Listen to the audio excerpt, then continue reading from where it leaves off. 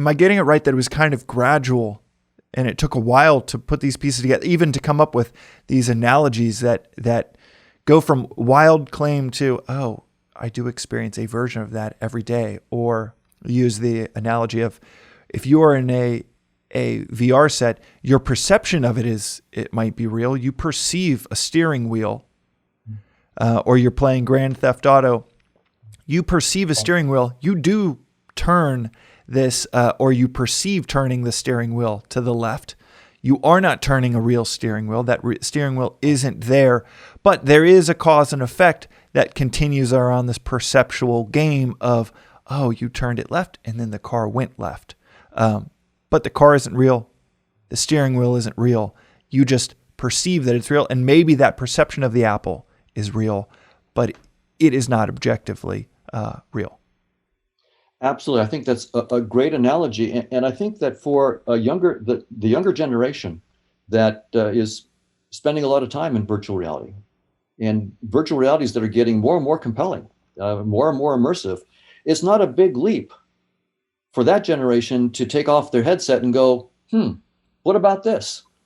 Maybe this is also just a VR headset. I mean, whereas, for my generation, it was like a crazy idea. For someone that's going to spend a fair fraction of their day in VR realities that are quite immersive and compelling, it's not a big leap. It's just like it was a big leap in Galileo's time to think the Earth isn't the center of the universe. But for someone who's been in a rocket ship and gone to the moon and it's all of a sudden it's not a big leap anymore. It's sort of like duh. And I think it's going to. So for our generation, this might be like, holy smoke, this is incredible stuff. But I would guess in 20, 30 years, a generation that's been raised on VR is going to look back on us as like old fuddy does. That why didn't they get it? Well, and to your point, the Gen Z has a phrase of keep your third eye high, and it this, which is a Hindu concept of your third eye, your mind's eye, that is a very ancient concept, and yet they're using it so casually of there is more to perceive than just your two eyes visually. There is a higher perception of what's going on, or the concept of woke. I mean, that's pulled straight from had some in-betweens, but pulled from a spiritual concept of awake from this dream state, this you are asleep. And it's it's casually tossed around as if that is obvious, that people are sleeping, we need to wake up, or third eye high, or the VR set, the simulation. For listeners, I've wanted to talk about this for a while on the podcast, but I'll give the 2-minute. People have called in and asked if they think that if I think we're living in a simulation, and this is in the similar area code of what we're going to talk about. But Elon Musk, have you heard his argument that we are living in a simulation? Yes. It's very simple and brilliant. It's just, but it goes off of exactly what we're talking about. You use this technological framework that we're familiar with. Video games over the last 30 years. I'll do this in 30 seconds for people, and then I'll shut up for you to talk. But his argument is, for the last 30 years, we've seen video games go from Pong and tiny little 2-bit representations of things to a VR headset that just in 30 years feels like you are in a brand new world with amazing graphical interfaces. Now imagine whether that's 100 years from now, continuing that, or 1,000 years from now, that it is seemingly inevitable we will have the computational power and the graphical interface power that we will develop a world 1,000 years from now. You can go, he's like, go to whatever degree you feel safe. 10,000 years from now, that you could recreate something that feels like real life with computational, exponential computational growth and just technological graphical interfaces. And he said, if that's the case, then it's only a matter of time. And then from there, the computational power will also allow for essentially infinite numbers of these. Maybe it's another 10,000 years, and it's not just 5 different worlds you can choose from, but from near infinite numbers. And therefore, there's going to be one base reality, an infinite number of virtual realities or simulated realities in the future. So what are the odds that we're living in right now, the base reality? Well, it's 1 in a billion. If there's going to be a billion, Right. 20,000 years from now. So he's like, that's the odds. So he's like, the odds say that we're not living in a base reality. But it's similar to you. It becomes so easy with technological anchors in the argument.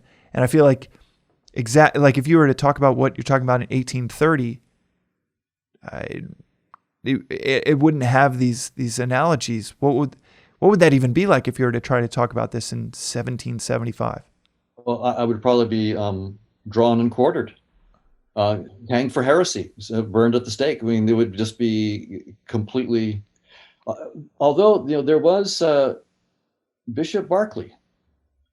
So he was a bishop of the church, and he argued that we don't see reality as it is either. That when we Really? see things, that they're only ideas in our minds, which is very similar to what I'm saying. Now he said that they're real because they are ideas in God's mind as well. So even if I'm not looking at the apple and having the apple in my mind, the apple is always in the mind of God. So it was a very similar idea to what I'm talking about. I mean, I'm not postulating, that God and the idea of an apple in the mind of God giving it the reality, but his idea that to exist, as Berkeley put it, to be is to be perceived or to be a perceiver, and that I agree with. I mean, so Berkeley did that, and he wasn't hung or burned at the stake. So maybe I should pull that back. Maybe he in fact was a bishop of the church. So maybe this idea would have been received. I think you have to be careful how you say it. I guess Right. that would be Right. And it might have taken another 10 years of finding a way to navigate it articulately. right. If I think Bishop Berkeley found a way to say it that kept him from being taken to task by the church. He certainly I think wasn't well received by many scientists on that point of view. And so that's one reason why when I'm talking about this, I immediately go to this theorem from evolution by natural selection. Right? That changes the whole game here. It's one thing for me to say I think that our sensory systems don't show us reality as it is. There's no reason for me to be taken seriously if I just throw that out there. Interesting idea, so what? But when there's a theorem on the table, it's a very, very different game now. So it doesn't mean I'm right, but it does mean that if someone wants to dismiss it, they need to say what aspect of the theorem, what assumptions that went into the theorem do they disagree with, right? I mean, and What are the critiques? What would you say the most paper thin, idiotic critiques are the ones that you just feel like are wafer thin? And then what are the big critiques that you'd say, yeah, that's a really good critique that you've gotten over the years? well, here one critique that I is from a friend of mine who I highly respect, Rainer Mausfeld. He's a professor of psychology in Germany, brilliant thinker. And one thing that he pointed out was that here I'm making this claim that we don't see reality as it is based on evolution by natural selection. And he pointed out that there's a lot more to evolution than just natural selection, right? So there is genetic drift, there's linkage and pleiotropy, and the fact that there are constraints from chemistry and physics on how evolution can go. And there's a big debate in the theory of evolution, but evolution in general, Darwinian evolution, about how important natural selection is to the development of creatures, the evolution of species, and so forth. I haven't heard that. What is the debate? Kind of the rough outline. Well, so Stephen Jay Gould and Lewontin are two very, very famous. Gould is now dead, but very famous evolutionary theorists who suggest that there's very small role for natural selection. That other things like genetic drift and so forth What is are that? so genetic drift just means that there are these random mutations of genes that really don't get selected pro or con, but they do change our functionality. And there's been a huge debate about whether that there's so much more genetic drift than selection. And there's a big debate as well about, clearly certain aspects of our biology are not selected for. For example,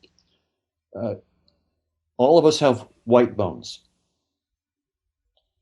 But is that because there were selection pressures for our bones to be white? No. There were selection pressures, presumably, for our bones to be strong and yet not brittle. And it turned out that calcium was a fairly good element to use in the construction of bones to get those properties of being strong but not brittle. And it turns out that calcium looks to us to be white. And so the whiteness of bones was not selected for. It was what they call a spandrel. It's sort of an accidental byproduct. Spandrels in architecture are, features of an arch that you weren't really trying to design. You were trying to design some arch, but you get these little gaps and so forth that come out as sort of accidents of what you're really trying to design for. And they're called spandrels. So there's a debate about how much of our sensory systems and how much of our physical bodies more generally are a result of specific selection pressures versus how many are spandrels or genetic drift and so forth. That's a legitimate and serious debate between the so-called selectionists and those who are not so much into selection. Go ahead. Rainer Mausfeld then raised that. He said, look, you're making your theorem is based on evolution by natural selection, or your proposal. And, for all we know, that's a really small part of, evolution. So that's not interesting. And so, and Reiner's a good friend. He's a smart guy. And so a nice challenge.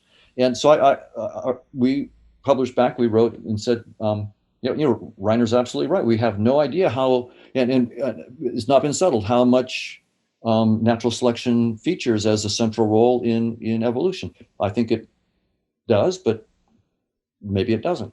But here's the point, the key point to our reply. When it's argued that we see reality as it is on evolutionary grounds. So most of my colleagues would say that evolution shapes us to see the truth. Right. The argument is that seeing the truth will make you more fit. In other words, it's a fitness consequence that of seeing reality that it makes you more likely to survive and pass on your genes. That's a natural selection argument, right? It's saying natural selection has shaped our senses to... It's going to choose the more accurate perception of reality because they're going to be more fit. Yeah, and just to recast this to see if I'm following correctly, the quote unquote, it's obvious that the sun rotates around us statement within natural selection is it's actually the fitness is going to align with whoever can grasp a reality the best, see the clearest, will get them, accumulate the most food, stay the most safe, fight off the most, of the dangers, and mate the best because they find the most apples and they can find more, perceive more from 50 feet away versus only needing to be 5 feet away. So they're gonna win over time. That's the conventional argument, or it's obvious that fitness is going to favor perception of reality. Correct? Is that exactly right? Exactly right. And so that argument is based on natural selection. And your argument is saying that sounds obvious, but when you take the telescope and measure the sun, and when you actually do the mathematical modeling, if you were to have one mouse that doesn't see, one species of mice that does not, that sees reality completely, one species that sees partial reality, and one that doesn't see any reality but is damn good at mating and finding food, that you run the models, these first two go extinct every single time. Right. And the one that is really well engineered for fighting, fleeing, and mating is going to put these others. And it sounds, even that kind of I don't have the mathematical modeling in front of me, but it sounds somewhat plausible that they're going to find the girls at the bar much faster than the ones that are like, well, is the bar here? Is this even real? Is Right. this? And the mouse and the girls are going to find the guys at the bar same way, that it's like, oh, I'm wired for this function. Right. And maybe for a generation, these two are better philosophers and are closer with reality. But within a few generations, much less 2 billion years of evolution, they're gonna be kicked out of the chain. Right. Is that accurate? That's a very good analogy, and I think just to another analogy that can help sort of bring this idea home is that, have two people trying to win the game of, say, Grand Theft Auto, say a VR version of Grand Theft Auto. One person has a VR headset and has a steering wheel and is playing the game that way. The other person has the ability to toggle voltages as fast as he can inside the supercomputer. So he has to toggle voltages as fast as he can to try to win the game. Who's going to win? The guy that sees the truth, namely the computer, or the guy that has a virtual reality game interface that allows him to just turn the steering wheel, press on the gas, and so forth? It's really clear that every time I turn a steering wheel, I'm toggling millions of voltages. Good luck trying to toggle those millions of voltages fast enough to win the game. And that's sort of what evolution gave us. It gave us this VR headset to allow us to toggle the voltages of reality very, very quickly without knowing what we're doing.